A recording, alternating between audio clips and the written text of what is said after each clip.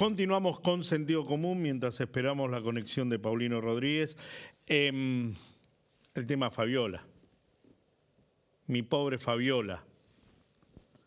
Alberto Fernández. A mí realmente cuando uno manifestaba la farsa, la mentira, cuando uno advertía que todo lo que salía de la boca de Alberto Fernández era una mentira, muy parecido a lo que hacemos nosotros ahora con este gobierno, a diferencia de otros que no hablan de los temas actuales y siguen hablando del pasado. Alberto Fernández contaba con una popularidad cercana al 80% cuando nos encerraba y nos mandaba a quedarnos en nuestras casas. Lo de Fabiola Yáñez es una denuncia fortísima que tiene que ver con una violencia de género increíble para una persona que como presidente no pudo tomar una decisión como la gente y fundamentalmente no se animó a romper las barreras que él mismo tenía con sus propios aliados, que permitió, por ejemplo, que un ministro del Interior le renunciara y él no lo echara. Que Cristina Fernández de Kirchner haya dicho, yo puedo mostrar mi celular, otros no. O que Aníbal Fernández haya podido decir en medio de la situación de la clandestina de Olivos, ¿qué querés que haga con Fabiola? ¿Que la cague a trompada? Bueno, parece que lo pasaba. Dicho todo esto, que a muchos de su entorno con los cuales uno dialoga todavía dicen estar sorprendidos, me cuesta creer, pero dicen esto, producto de que veían otra actitud de Alberto, mucho más genuflexa en un montón de cosas. Hoy Mauricio Alessandro dijo, yo fui compañero de estudios de él en la facultad y siempre tenía un tenor violento, agresivo, cada vez que se exasperaba por algo. Recordaban en un bar cuando le pegó a una persona que le recriminó algunas situaciones de su paso por el poder en el 2018. Dicho todo esto, y que Alberto Fernández es la mancha venenosa, yo les recomiendo al kirchnerismo, al peronismo, que empiece a ampliar su horizonte, porque lo mismo que está sucediendo con Venezuela, con sus amigos Maduro, Diosdado Cabello y compañía, asesinos, dictadores, hambreadores del pueblo venezolano en pos de la soberanía, como tuvieron que empezar a modificar su mirada con respecto a Venezuela, también empiecen a modificar su mirada con respecto a los delitos como los abusos sexuales. Protegieron a José Alperovich hasta el final, desconocían de las situaciones de Alberto, y a Fernando Espinosa, acusado y procesado por abuso sexual, también con una perimetral dispuesta por la justicia, todavía le permiten ser presidente del Congreso del Partido Justicialista de la Provincia de Buenos Aires y presidente de la Federación Argentina de Municipios. Espinosa, claro, está sentado sobre un municipio que tiene 1.800.000 votos. Alberto Fernández ya fue. A él lo echaron el primer día hábil como expresidente. Lo echaron del Partido Justicialista. Armaron un congreso para decir que no servía para nada. Ahora, en ese congreso estaba Fernando Espinosa, al cual no le dicen nada.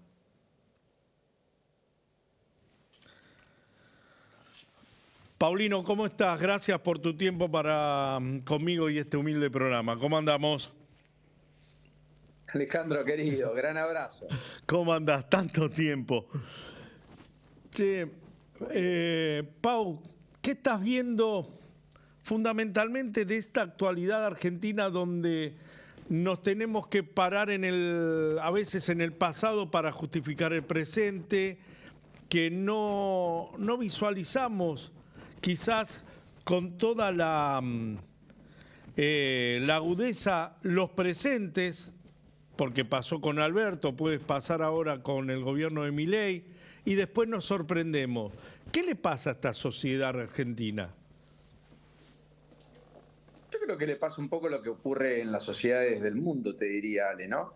Estamos hiperestimulados, vivimos el presente con enorme intensidad, todo es para ayer, la ansiedad nos ha ganado, estamos en una crisis de trastornos de ansiedad, pospandemia se ve con mayor incluso nitidez, ya no solo estamos frente al escenario de una hiperestimulación en nuestros hijos, sino también hemos entrado colectivamente en ese andarivel, aunque de todas maneras hay líneas, vectores y algunas advertencias que me gustaría hacer, que tiene que ver con la disociación también entre el microclima de la ciudad de Buenos Aires, en el núcleo del corazón de la toma de decisiones, y el resto del país, que parece tener otra dinámica, que parece tener otros ritmos en muchos aspectos y que parece tener otra lógica. Yo creo que hay una sociedad que abraza el cambio, que sí tiene claro el basta al pasado, en particular algunas cuestiones vinculadas al exceso de Estado, a la idea de que hay un político empoderado que te viene a resolver tu vida, cosa que no sucede ni ocurre, a la idea de organizaciones sociales, de intermediarios que ayudan a fluidizar ayudas que de otra manera no hubieran llegado a ningún puerto. Creo que eso es muy sintomático. Creo que hay una crisis de autoridad notable, ostensible, que rige para todos los ámbitos de la vida, no solo la política, sino la dirigencia gremial, la dirigencia empresaria, la dirigencia en sentido amplio, incluso deportiva, futbolística y lo que vos quieras poner en ese plano. Y creo además que hay un repensar determinadas cuestiones porque el debate está abierto a absolutamente todos los capítulos. No existe la pregunta, esto sí o esto se hace de esta manera porque se hace de esta manera. Ya no existe como padre explicar a nuestros hijos que las cosas son de determinada manera porque lo dice papá. Tampoco existe en la política decir esto es así porque viene preestablecido. Y en eso de revisionar absolutamente todo, de preguntarnos todo, bueno, los cambios están a la vista y en ese sentido es la mejor conexión que Milei encuentra con la sociedad. Definitivamente, la realidad de corto plazo es todo lo acuciante que vos describís, que podemos contar, que podemos narrar y que podemos analizar.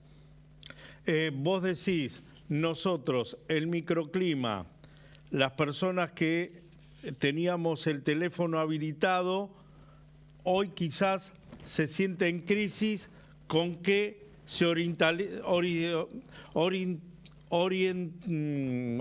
horizontalice. Ahí está, gracias. Horizontalice la toma de decisiones. Es decir, que cada uno sea partícipe de su propio destino, por más que estemos al borde de una anarquía. Sí, porque el mundo está viviendo, yo te diría, situaciones bastante similares. La pandemia nos sacó más individualistas, no más colectivistas.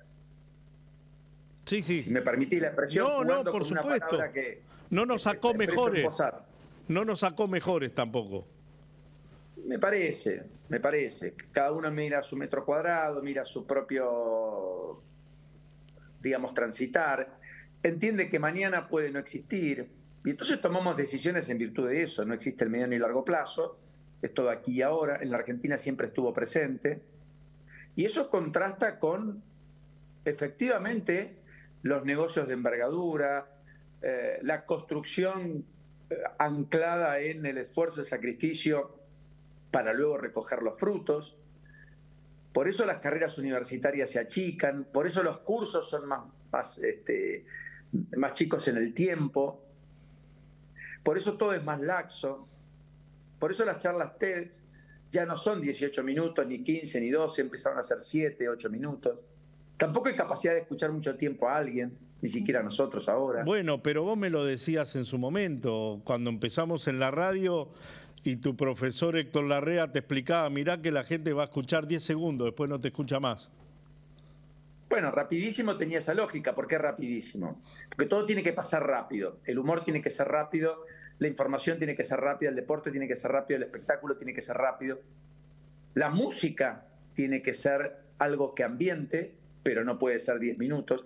Fíjate, agarrá los temas que escuchan tus hijos, tal vez más grandes. Mi hija, los temas de moda, ninguno dura 3 minutos. No, por supuesto. Yo tengo en el Spotify cargado para el auto 3 minutos, 2 minutos y medio. Y siempre ¿Viste? empiezan cantando.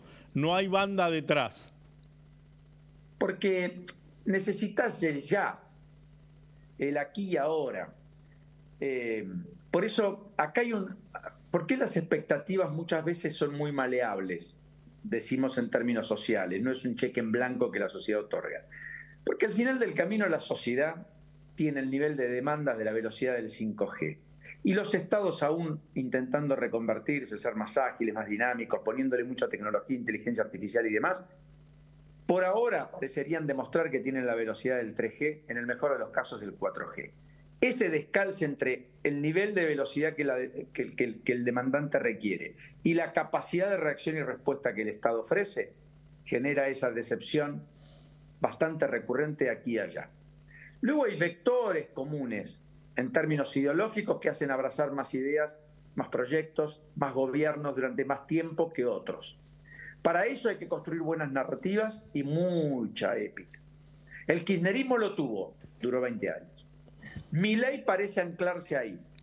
Si consigue resultados al menos parciales, si encuentra atisbos de verosimilitud entre lo que dijo y lo que en la práctica ocurre, podrá construir su década. Cuanto menos su década. Si no aparece esto, con la narrativa y la épica, no alcanza. Mirá vos, recién en el bloque anterior estábamos hablando con Pablo Goldin y él me hablaba también entre la grieta que está en la discusión pública sobre fiscalismo a rajatabla o fiscalismo y arbitrar otras variantes de la economía, como tiene que ver, por ejemplo, el anclaje al precio del dólar, el tema de la actividad económica, miles de aspectos que para él deberían darse armoniosamente y casi simultáneamente. Pero como hoy la discusión es o fiscalismo o productivismo, terminamos eligiendo una de las dos variantes. En estos términos que vos planteaste recién, la reflexión desde el punto de vista de política y del futuro de Javier Milei, ¿no te parece que él podría seguir encaminando este proceso de cambio y de revulsivo político que él significa, a la par de no romper redes con las personas que le dieron consenso en el Congreso, que le permitieron tratamiento de leyes, que inclusive le están cuidando que no le volteen un DNU? Te lo pongo en estos términos. Seguimos viendo un Milei en campaña, porque él se siente cómodo en campaña y exitoso, y lo fue. Lo que no hemos encontrado es al presidente exitoso. Lo que no hemos visto es a Milei haciendo de presidente en sentido amplio. No tiene la jerarquía en sus acciones, en su día a día, en su interacción con la sociedad hoy, del estadista, el jefe de Estado o el presidente empoderado. Él sigue siendo el motivador de acciones, el transformador de ideas, el que vocifera los cambios, el que quiere tener razón, no el que quiere necesariamente con praxis política imponer las reformas posibles dentro de los esquemas que la política le permite. Y la verdad es que no le ha ido mal, porque en medio del feroz ajuste del primer semestre, con una economía que solo tiene indicadores comparables a la pandemia, con una situación social que está en los niveles récord del 2002 en términos de pobreza e indigencia, Milei transita en la grieta con una adhesión más o menos de la mitad de la población. Porque el sistema político fue desarticulado. porque Alberto Fernández, Cristina y Sergio Massa le imprimen al peronismo una dinámica de implosión parecida o similar a la que de la Rúa le imprimió el radicalismo. Y en consecuencia lo que vendrá no será ni peronismo ni radicalismo. Serán construcciones individuales o colectivas basadas en determinados anclajes, genuinas, probablemente mucho más lineales que lo que creemos. Y en esa sociedad apurada, ansiosa, hiperestimulada, tampoco hay mucho tiempo para la reflexión profunda. Y entonces todo es a modo de disyuntiva, todo es blanco-negro, los matices y grises que la sociedad tiene, la vida encuentra, que los psicólogos explicitan mejor que nadie, la sociedad ha decidido ocultarlos, porque la batalla es por la base, y la base implica blanco o negro, o tenemos fiscalismo, superávit, cuentas ordenadas, o no tenemos cuentas ordenadas, tenemos seguridad o no la tenemos, y allí no importa demasiado lo leguleyo respecto a la ley de seguridad interior, a cuál es el aspecto de alcance de la actuación de las Fuerzas Armadas, cómo combatimos al delito, qué cárceles, qué debido proceso hacemos. Bukele. No importa el hijo. Claro. Final, diría fin, nuestro amigo Manuel Adorno. Amigo, te envío un gran abrazo, nos vemos mañana. Muy gentil como siempre. Hasta la próxima, impecable tarea. Gracias, lo mismo digo. Paulino Rodríguez, en exclusiva, en Sentido Común. Él estaba hablando también de otro tema, ¿no? Que yo se lo pasé recién a Juanpi, nuestro productor de programa, que voy a buscar los nombres porque no me acuerdo de los diputados nacionales. Hace casi un mes, un grupo de diputados nacionales que representaban a La Libertad Avanza, fueron a ver a la gente a los a los presos por lesa humanidad, a los represores de la dictadura militar, a Astiz, a Guglielmi Petro, no me acuerdo el otro, lo tenía todo anotado, igual se me fue por algún lugar de la cabeza. Acá está. Alfredo Astiz, Ricardo Cavallo y Raúl Guglielminetti. Guglielminetti había sido, al principio de la gestión de Alfonsín, su custodio personal puesto por la CIDE. Imagínense el poder que tenía esta gente. Bueno, ¿quiénes fueron los diputados nacionales? Beltrán Benedict, Lourdes Arrieta, Guillermo Montenegro, Rocío Bonacci, Aida Ferreira y María Fernanda Araujo. Las leo porque no las conozco, no los conozco. Guillermo Montenegro es la mano derecha, o lo era, de Victoria Villarruel. Era quien la acompañaba cotidianamente en todas las actividades políticas. Lourdes Arrieta es una diputada nacional de Mendoza que dijo que fue ahí sin saber qué estaba haciendo y además sostuvo que después que salió de la reunión googleó para saber a quiénes había ido a ver.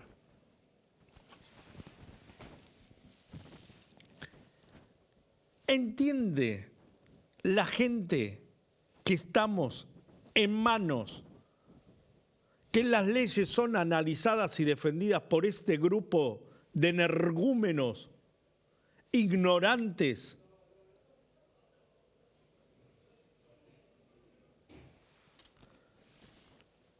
En un instante continuamos con Sentido Común.